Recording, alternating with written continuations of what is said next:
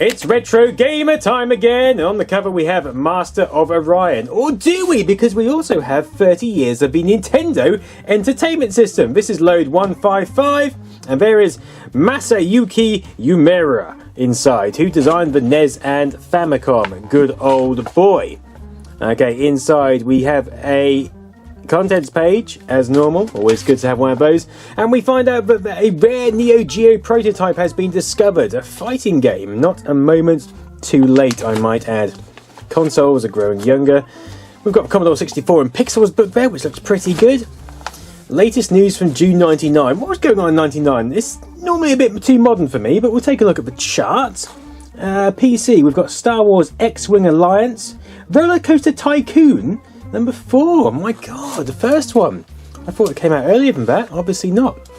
Okay, we have a Mega Galactic Llamas Battle at the Edge of Time for the Big 20 here. Looks sensational. And 30 years of the NES. And there we have the Famicom, the NES, and the top loader, which we didn't get here in Europe. I'm quite grateful for that. Although I do quite like the SNES-styled controllers. They're like mini SNES controllers.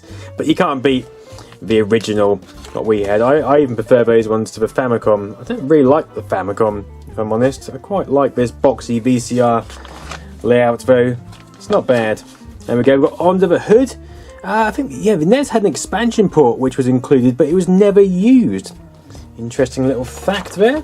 Oh, there's a robot. There's Robbie, Dobby, Blobby. Burger Time!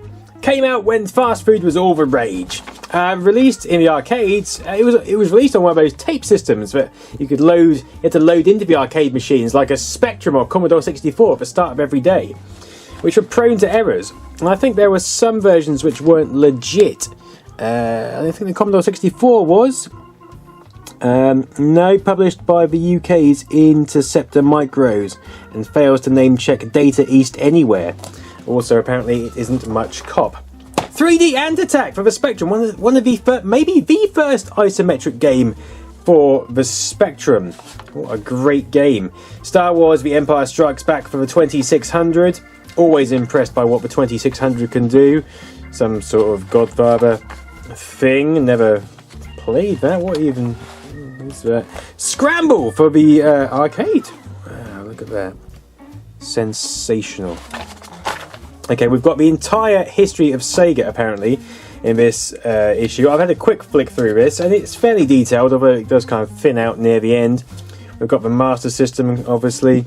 Got some facts here. The name Sega is derived from Service Games, the company which merged with Rosen Enterprises in 1965 to form Sega Enterprises. We've got a roundup of their controllers. Interesting. This is what their votes they collected in for the best controllers were. Dreamcast only got 18%. I really liked the Dreamcast controller. I quite like the Saturn controller. I really like the Master System controller, but that's probably because it was the first joypad I had. I obviously had the Master System as well. I didn't just sit there with the joypad waggling it about. I like all these controllers. I love Sega. What have we got? Franchise starters. Sega produced many revered titles. Not sure what these numbers are. 23, 12. No, how many games there are? Who knows? 10 things Sega gave gaming. Sonic the Hedgehog. Maturity. Pioneering coin-ups. A competitive market. Maturity. What with their Sega can do what Nintendo don't marketing campaign. Master of Orion. Lovely. Hello, mate. Let's skip on by. Master System Converter. I had one of these, although I can't ever remember using it. I think I got it because Master System games were cheaper, and I thought I could get more games, but then I had a Mega Drive, so I just bought Mega Drive games. A bit nonsensical. Ghouls and Ghosts. Arcade version. I played this on the Atari ST to death, and I never got anywhere because it's so bloody rock solid. But what a great game. It's that landscape, isn't it, of ghouls and like a fantasy realm. I really loved all that, like Golden Axe and Gauntlet. Ghouls and Ghosts was just an extension. Fatal Fury. Nice fighting game. One of the best fighting games in the world. But I haven't played it much. Look at the Neo Geo. Tantalising. Commodore 64, Minority Report. Oh, we got Rocket Ball. What else is... Oh, I like the look of this. The detective game. I've never heard of that. This is why this is the Minority Report, because these are obscure games. Ghetto Blaster, Hopeless, Bird Mother. Apparently, Bionic Granny is a retro stinker. We dedicated an entire 2 pages to this atrocity in issue 54. And our thoughts haven't changed. Bionic Granny is a festering turd of a game, but we wouldn't wish on our worst enemy. So there you go. The Need for Speed! What's this? Everybody plays video games for different reasons. Some do it to relax. What is this about? Chases... this is fast games! Okay, so we've got Sonic. Mario, you're slow as hell. Off you trot.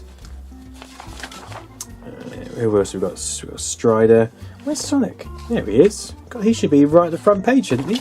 He defined the platform speed genre, didn't he? Ed Fries. Fries. Once dubbed the father of the Xbox. Atari 800 XL. I've got that game. I haven't played it much. Murdered Soul Suspect. It was not too bad, actually. Fruit Machine Simulator. I used to love these games. Completely pointless, but then, I know, games are pretty pointless. They're just to relax, aren't they? Star Fox Zero looks pretty good. I've heard it's divided on the control scheme, but looks alright to me. Enter the Gungeon on the retro roundup there. Look at that. Look at that. ZX Spectrum. Taking out the... What is this? Towers... Potholes and Chores. It's a new homebrew game, but it looks like a proper old school style game. I like the look of that. Hessian, always good for making fibres. The 64 they've discussed here, but this month we've been keeping an eye on the new crowdfunding campaign. Blah blah blah. It's still early days, although it's looking like it will hit its target. Well, it wasn't last time I checked it. There's Sonic. So next month we have March of the Mascots. Splendid. Oh, Shreddies. Check these out. Flatulence filtering underwear. Because, you know, that's what you do. Don't you stick your face into someone's ass? Oh, yes. Target Renegade! The Endgame! What a good fighting game that was. And I can't even remember seeing Master of... Oh, yeah, I did see Master of Orion. There we go, there's Retro Gamer 155. See you next time. Thanks for watching, goodbye.